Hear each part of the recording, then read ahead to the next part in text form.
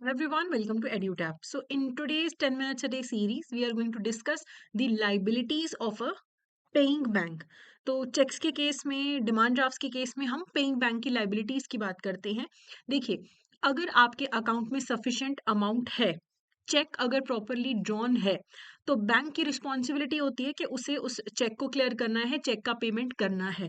लेकिन देर are certain circumstances जहां पे आपके अकाउंट में सफिशिएंट पैसे होने के बावजूद बैंक पेमेंट नहीं करता and still bank will not be liable. Bank पे कोई भी लाइबिलिटी नहीं आएगी। ऐसे कौन से सर्कमस्टांसेस हैं? सबसे पहले, पेमेंट ऑफ चेक स्टॉप्ड। अगर आपने चेक इशू किया और बाद में बैंक को आपने स्टॉप पेमेंट इंस्ट्रक्शन दे दिया, तो ऑब्वियसली फिर जो बैंक है वो चेक नहीं क्लियर करेगा। तो उस केस में चाहे आपके अकाउंट में सफिशिएंट पैसे थे, लेकिन आपने स्टॉप पेमेंट इंस्ट्रक्शन लगा दिया, तो उसके बाद बैंक जो है पेमेंट नहीं करेगा। ठीक है। तो चेक को स्टॉप कौन कर सकता है? काउंटरमेंट कौन कर सकता है? स्टॉप पेमेंट इंस्ट्रक्शन कौन दे सकता है? इंडिविजुअल के अकाउंट में वो इंडिविजुअल, पार्टनरशिप फर्म के केस में कोई भी जो पार्टनर है वो भी स्टॉप पेमेंट इंस्ट्रक्शन लगा सकता है, और कंपनीज के केस में भी जो ऑथराइज्ड पर्सन होते हैं वो स्टॉप पेमेंट इंस्ट्रक्शन लगाते हैं। अब पार्टनरशिप फर्म के केस में स्टॉप पेमेंट इंस्ट्रक्शन तो कोई भी पार्टनर दे सकता है, लेकिन उसको रिवर्स करने के लिए फिर सारे पार्टनर्स की कंसेंट की जरूरत होती है। ठीक है। फिर अगर बैंक को ये पता लग जाए कि जो ड्रॉर है उसकी डेथ हो गई है, या फिर ड्रॉर अगर कोई कंपनी है और कंपनी अगर लिक्विडेट हो गई है, तो ये इंफॉर्मेशन मिलने के बाद से बैंक फिर चेक्स क्लियर नहीं करता और बैंक फिर लायबल भी नहीं है इस चीज के लिए। अगर आपने एक चेक इशू किया, आपके अकाउंट में 60,000 है, आपने 10,000 का चेक इशू किया, नॉर्मली वो क्लियर हो जाना चाहिए था। लेकिन अगर आपके बैंक के पास ऑलरेडी कोर्ट की तरफ से गार्निशमेंट ऑर्डर आ चुका है या फिर किसी अथॉरिटी की तरफ से अटैचमेंट ऑर्डर आ चुका है, तो फिर वो अमाउंट तो अटैच हो गया, तो बैंक फिर आपका जो चेक है वो क्लियर नहीं करेगा। उसके बाद अगर आपने अमाउंट किसी स्पेसिफिक पर्पस के लिए रखा हुआ है, मेरे अकाउंट में 20,000 रुपीज है, लेकिन वो 20,000 रुपीज मैंने बैंक को बोला है कि ये शेयर्स में जाएंगी, किसी स्पेसिफिक पर्पस के लिए एयर मार्क्ड है कि ये इंश्योरेंस के लिए जाएंगी, कहीं स्पेसिफिक पर्पस के लिए वो पैसा पड़ा है, तो भी आपका चेक फिर नहीं क्लियर होगा। उसके बाद अगर बैंक का कोई राइट टू सेट ऑफ है, राइट टू सेट ऑफ हम पहले पढ़ चुके हैं। अगर अमाउंट जो है उस पे बैंक का राइट टू सेट ऑफ बनता है, तो वो बैंक अपना लोन रिकवर करने के लिए वो पैसा यूज करेगा, और अगर आपका चेक है वो फिर क्लियर नहीं होगा एंड बैंक पे कोई लाइबिलिटी भी नहीं बनेगी। नॉट अ क्लियर बैलेंस, अगर जो आपका बैलेंस अभी क्लियर नहीं है, हो सकता है मैंने अकाउंट में पैसा जमा कराया लेकिन अभी रिफ्लेक्ट होना नहीं शुरू हुआ, तो भी जो मेरा चेक है वो क्लियर नहीं होगा और बैंक को हम लायबल नहीं ठहरा सकते हैं। ठीक है। तो नॉर्मली अगर बैंक गलती करता है तो बैंक को लायबल ठहराया जाता है, but there are certain circumstances जहां पे जो पेइंग बैंकर है उसको प्रोटेक्शन मिल रही है। जैसे अगर एंडोर्समेंट नकली हो, ऑर्डर चेक है और उसमें जो एंडोर्समेंट है वो नकली है। ऑर्डर चेक में क्या होता है कि जिसका नाम है चेक पे उसे पेमेंट होती है, उसके ऑर्डर पे किसी को पेमेंट होती है। तो अगर मान लो एंडोर्समेंट नकली है, चेक आपने चेक इशू करके मुझे दिया, मैंने वो चेक किसी और को एंडोर्स कर दिया, उसने किसी और को एंडोर्स कर दिया, अब वो जो फोर्थ पर्सन है उसने जाके चेक प्रेजेंट किया बैंक के पास जाके, तो बैंक देखेगा कि नॉर्मली भी देखो इस अकाउंट में एंडोर्समेंट्स तो होती रहती हैं, अभी चेक तो देखने में सही लग रहा है, बैंक ने चेक क्लियर कर दिया, तो बाद में कोई आगे बैंक को लायबल नहीं ठहरा सकता कि आपने फोर्ज एंडोर्समेंट, नकली एंडोर्समेंट वाला चेक कैसे क्लियर कर दिया। बैंक को क्या पता, बैंक हर एक के साइन थोड़े ना क्रॉस वेरीफाई कर सकता है। अगर मेरा बैंक में अकाउंट है, मेरा स्पेसिमेन सिग्नेचर होगा ना बैंक के पास, इतने सारे जो एंडोर्समेंट वाले साइन है, बैंक को तो कुछ पता ही नहीं है। बैंक को देखना है कि अच्छा नॉर्मली एंडोर्समेंट होती है इस अकाउंट में, ये भी एंडोर्समेंट के हिसाब से सब कुछ सही है, तो उसने पेमेंट कर दिया।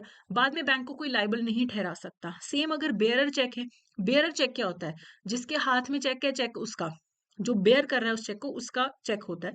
तो ऐसे ही जो भी बैंक को प्रेजेंट करेगा ये बोल के कि ये बेयरर चेक है, तो उसे पेमेंट मिल जाएगा, और यहाँ पे कोई बैंक को लायबल नहीं ठहरा पाएगा कि आपने गलत बंदे को क्यों पेमेंट कर दिया।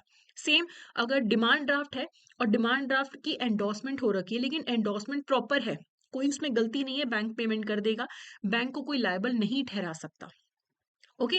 उसके बाद बात करते हैं material alteration in a cheque की। देखो, डेट वैलिडेशन के अलावा किसी भी टाइप का जो ऑल्टरेशन है वो अलाउड नहीं है, लेकिन अगर ऑल्टरेशन ऐसा है कि बहुत ध्यान से देखने पे भी बिल्कुल भी पता नहीं लग रहा कि इस चेक में कोई भी ऑल्टरेशन हुई है और बैंक ने पेमेंट कर दी, तो बैंक को लायबल नहीं ठहरा सकते। हाँ, अगर सिग्नेचर नकली है तो फिर ऑब्वियसली बैंक को लायबल ठहराया जाएगा, क्योंकि सिग्नेचर करने का मतलब होता है चेक पे कि आप बैंक को परमिशन दे रहे हो।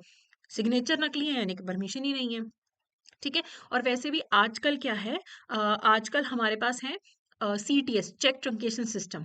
तो वहां पे तो हल्का सा भी कोई ऑल्टरेशन है अगर आपके चेक के अंदर, तो आपका चेक क्लियर ही नहीं होगा। डेट वैलिडेशन के अलावा किसी भी तरीके का कोई भी ऑल्टरेशन है तो वो सिस्टम एक्सेप्ट नहीं करता और आपको फ्रेश चेक जो है वो इशू करके देना पड़ता है।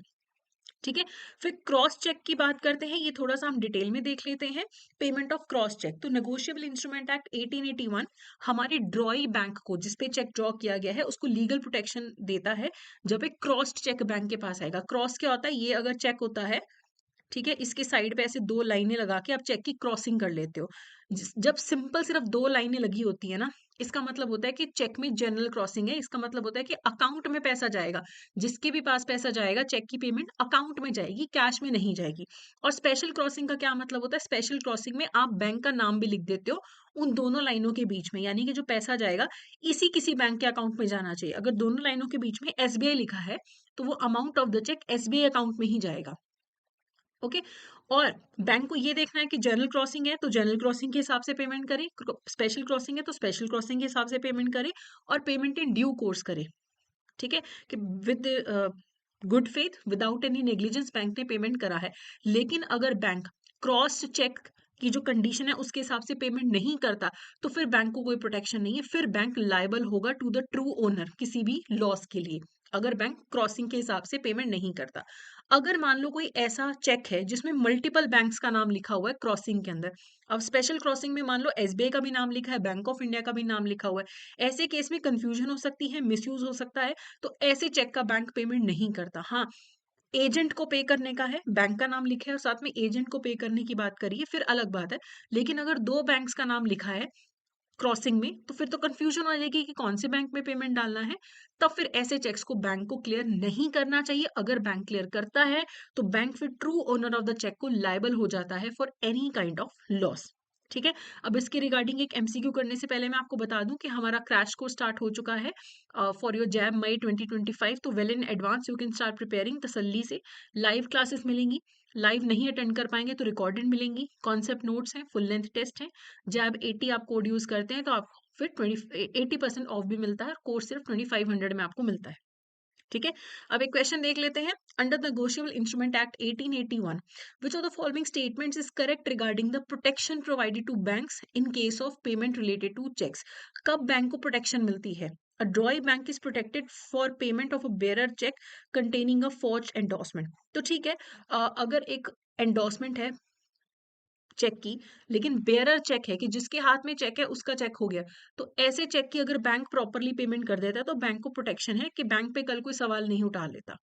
Material alterations in cheques are permissible if the banker pays according to the original tenor. ऐसा नहीं है, अगर मटीरियल ऑल्टरेशन है चेक के अंदर तो वो चेक फिर पास नहीं किया जा सकता। तो फिर ये वाला जो स्टेटमेंट है आपका गलत हो जाता है। पहला सही है, दूसरा गलत है। तीसरा, payment of a specifically cross cheque to a person other than the specified banker is allowed if endorsed correctly.